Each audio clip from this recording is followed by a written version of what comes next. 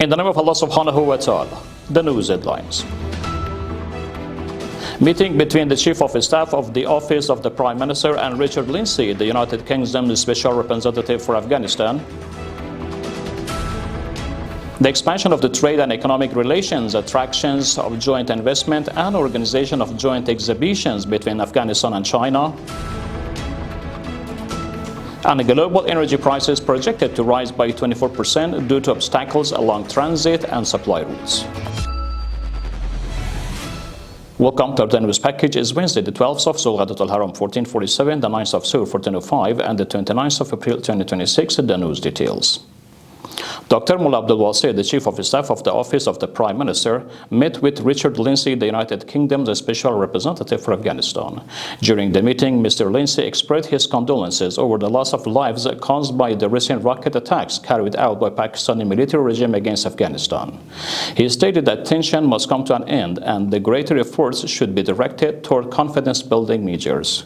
He also praised the peace-oriented stance of the Islamic Emirate and emphasized the courage and political will are essential to overcoming the existing challenges. Meanwhile, Dr. Mullah Abdul Wasi condemned the attacks by Pakistani military regime, stating that targeting civilian, particularly women, children, and residential areas, has no justification whatsoever. The chairman of the Afghanistan Chamber of Commerce and Investment, accompanied by his delegation, met with chairman of Hangzhou, the Chamber of Commerce and Investment in China. Based on the chamber, discussion focused on expanding trade and economic relations, attracting joint investment, organization joint exhibition, and holding bilateral meetings between traders from both countries.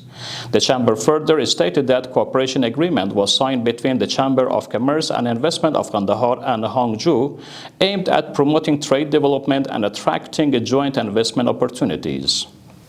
The news continuation. Mullah Dari, the Minister of Mines and Petroleum, visited Qashqari oil field in Amu Darya Basin during his trip to Sarpol province. The Minister of Mines and Petroleum stated that during the visit, he held discussions with engineers and relevant officials regarding further improvements and stressed the importance of better management of the country's mineral resources.